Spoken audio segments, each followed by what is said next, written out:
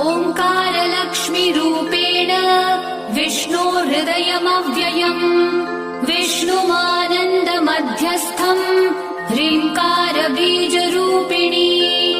ॐ क्लीं अमृतानन्दभद्रे सद्य आनन्ददायिनी ॐ श्रीं दैत्यभक्षरदां शक्तिमालिनि शत्रुमर्दिनी तेजःप्रकाशिनी देवी वरदा शुभकारिणी ब्राह्मी च वैष्णवी भद्रा कालिका रक्तशाम्भवी आकार ब्रह्मरूपेण ओङ्कारं विष्णुमव्ययम्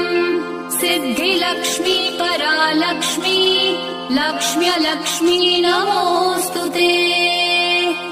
सूर्यकोटिप्रतीकाशम् चन्द्रकोटिः समप्रभम् तन्मध्ये निकरे सूक्ष्मम् ब्रह्मरूपव्यव